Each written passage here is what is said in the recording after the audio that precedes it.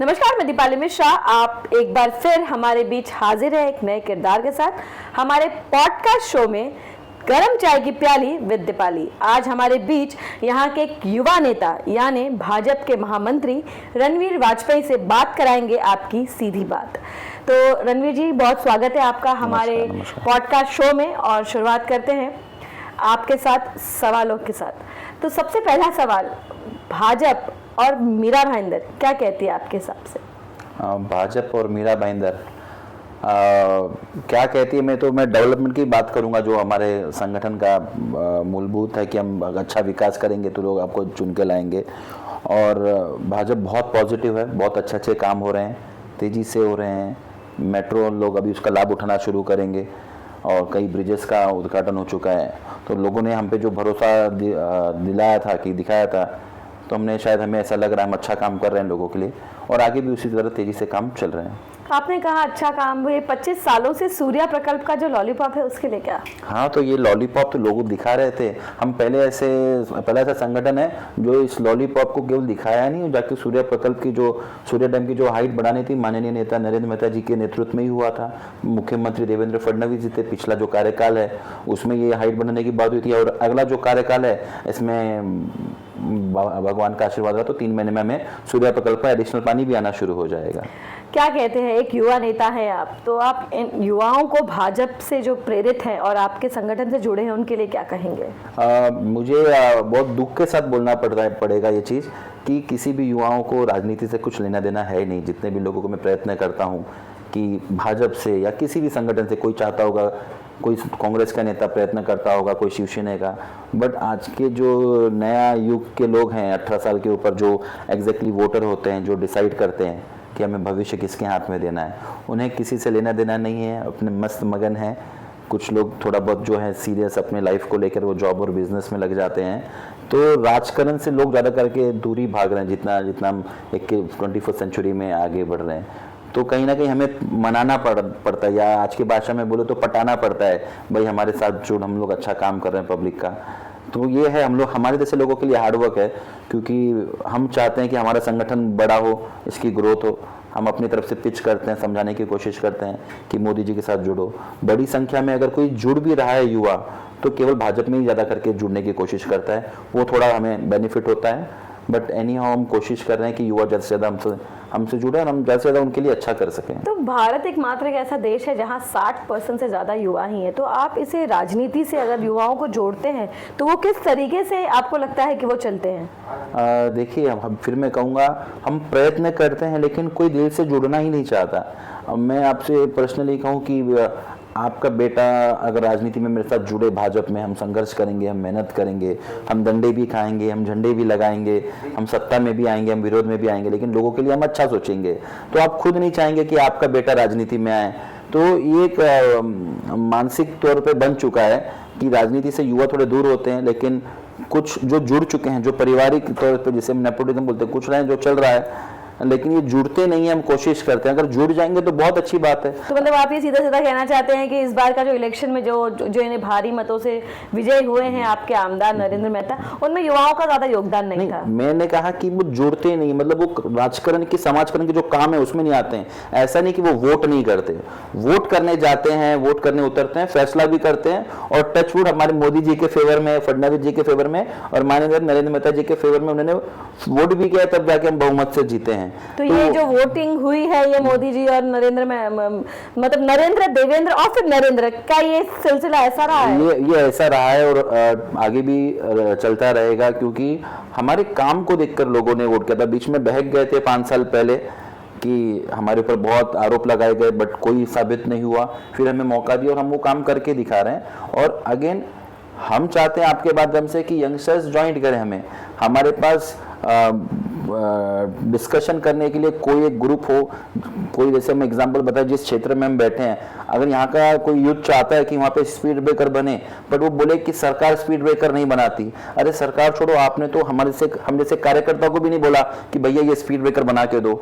तो केवल आप आरोप करने से नहीं होगा, अगर जब तक आप पार्टिसिपेट नहीं करोगे कि मेरे क्षेत्र में क्या कमी है, आज के यूथ को आप किसी को बुलाओ, फिर मैं कहूँगा वो वोट करने जाएगा, लेकिन अगर बुला के पूछो आपके 4 काउंसलर कौन है, जैसे जिस क्षेत्र में हम हैं यहाँ पे 4 काउंसलर का पैनल का सिस्टम है, तो आपके 4 कॉर्पोरेटर कौन है, तो बहुत लोग नहीं बता पाएंगे कि हमें पता ही नहीं कॉर्पोरेटर कौन है या कौन था। तो पार्टिसिपेशन होना जरूरी है, अगर पार्टिसिपेशन होगा तो बहुत सारे प्रॉब्लम सॉर्ट आउट हो सकते हैं। आपको क्या लगता है मीरा भाईंदर में जो काम की गति, लोगों का ऐसा कहना है, भाजपा का ऐसा कहना है, आरोप प्रत्यारोप का दौर रहा कि हम 5 साल पीछे हो गए, आप इस बात पे कितना सहमत हैं? मैं 100% एक्सेप्ट करूंगा ये चीज़, क्योंकि देखिए जितना आप जानते होंगे, शहर के जो सभी बड़े पत्रकार जानते हैं कि हमारे जो स्थानीय के नेता हैं यहाँ पे मेहता जी, उनका जो काम करने का तरीका था कि फॉलो बहुत टाइट रखते हैं वो।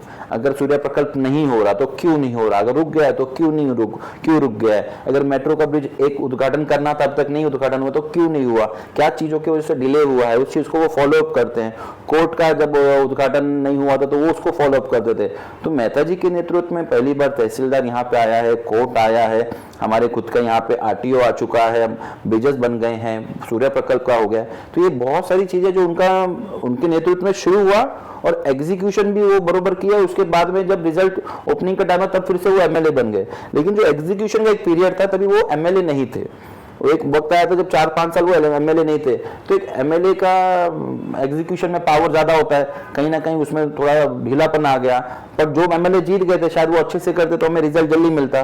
तो एक 4-5 साल का एक हम वही कहते हैं कि डिफरेंस आया।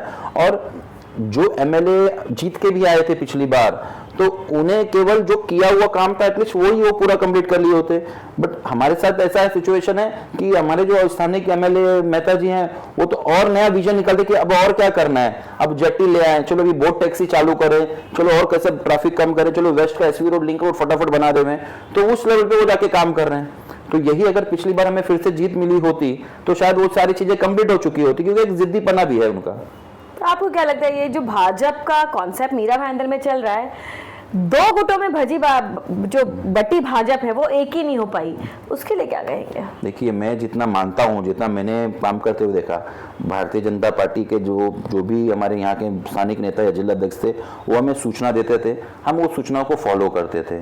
तो हमें सिंपल था कि जो सूचनाएं प्रदेश से आ रही है हमें वो पूरा करना है। और एकमात्र भारतीय जनता पार्टी पूरे देश में ऐसी पार्टी है जो ऑर्डर नहीं देती कि ये काम करके ही करना है तुम्हें। बाकी कोई दूसरी पार्टी को मैं नाम नहीं लूंगा, हमें सूचना आती है कि ये चीज हमें अचीव करनी है, ये चीज एग्जीक्यूट करना है, युवाओं को ये कार्यक्रम करना है या महिलाओं को ये कार्यक्रम करना है। तो उस प्रकार से हमें जो प्रदेश से सूचना आती थी हमने किया है। और 1 गुट हो, 2 गुट हो, 3 गुट हो, हमने end of the day result ला के दिया, संगठन मजबूत करके दिया। भले 1 गुट ने किया और दूसरा, आज सब एक छत्र हैं। किशोर शर्मा जी हमारे अध्यक्ष हैं, बहुत जल्द कुछ नई घोषणा होगी तो हम उसे फॉलो करेंगे। 5 साल बाद मुझे कोई और पद होगा या कोई पद नहीं होगा, बट हम संगठन एकमात्र हमारा भारतीय जनता पार्टी का ऐसा है जो एग्जैक्टली संगठन तरह दिखता है और संगठन की तरह काम होता है और एक आदमी की वोट की वैल्यू होती है। तो अभी आपने जब किशोर शर्मा जी का नाम ले ही लिया है तो आप ये भी बता दीजिए कौन होगा अगला उम्मीदवार, होगा दावेदार होगा या हकदार होगा? देखिए, किशोर शर्मा जी अभी उनका कार्यकाल बहुत हमारे लिए सक्सेसफुल रहा।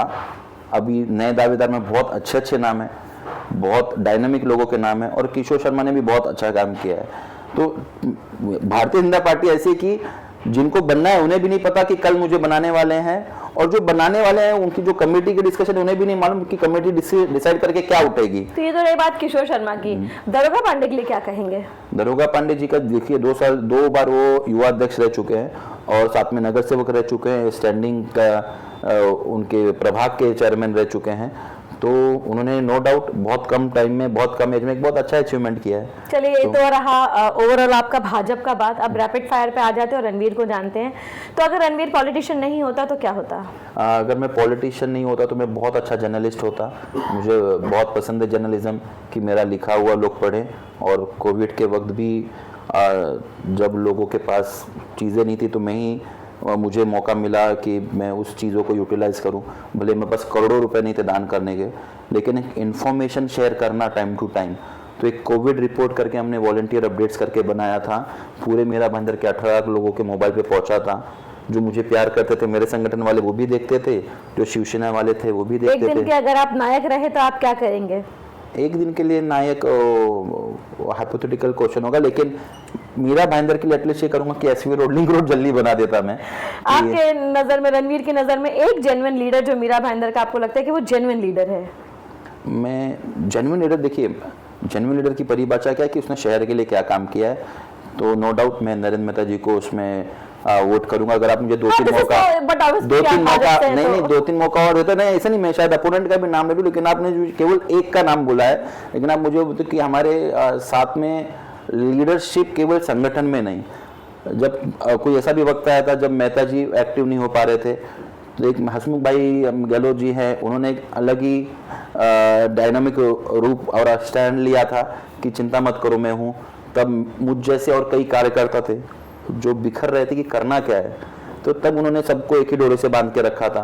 वो भी एक है। प्लस मैं मानता हूँ मेरे अब पार्टी के अपोनेंट है, मुझे मेरी पार्टी वाले बहुत डांटेंगे उनका नाम लेने के लिए, लेकिन लीडरशिप या नेता, अच्छी बात करने वाले नेता जो किसी के ऊपर ज़्यादा गंदा नहीं बोले, वैसे में उस चीज़ में मैं मुजफ्फर हुसैन जी को बहुत मानता हूँ कि कभी भी उन्होंने ज़्यादा किसी की पर्सनल लाइफ हो या गंदा हो कभी उन्होंने किया नहीं। क्योंकि मीरा भाईंदर में ये चीज़ बहुत चालू हो गई थी और आगे भी शायद होगी कि कैसे ही कुछ जीवन में किसी के तकलीफ आए तो उसकी और गंदगी हम कितना फैला देवें और कितना खराब कर देवे उस आदमी का। राजनीति और रणनीति, इन चीज़ों को कैसे देखते हैं?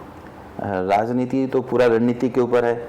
अब बहुत कम ऐसे लोग होंगे जो केवल काम करना है। देखिए मुझे फिर मैं कहूँगा, मुझे मेहता जी ने एक चीज़ सिखाया कि अगर तुम काम करते हो तो तुम्हें कोई हरा नहीं सकता।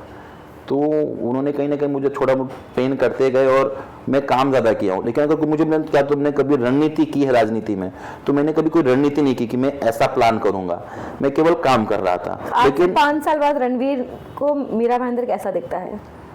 मीरा भाईंदर बहुत अच्छा दिखता है। मीरा भाईंदर का स्कोप बहुत ज़्यादा है। अब मुंबई के लोग चाहते हैं अभी वो यहाँ पे शिफ्ट हो जाए। बहुत लोग ये भी बोलते हैं मुंबई के जो हमारे रिलेटिव है, शायद हमें पहले आ जाना चाहिए था, क्योंकि लोग पहले मीरा भाईंदर को मच्छर का अड्डा, डांस बार का अड्डा, क्या क्या नहीं बोलते थे। लेकिन अब वो चीज़ से बहुत बाहर आ गया है मीरा भाईंदर। यहाँ जो देख रहे हैं उनको भी मैं बता दूँ, यहाँ पे मच्छर नहीं है, जो वातावरण था भी बहुत अच्छा हो गया है। एक आखिरी सवाल आपसे, मीरा भाईंदर वासियों को क्या सुझाव देंगे?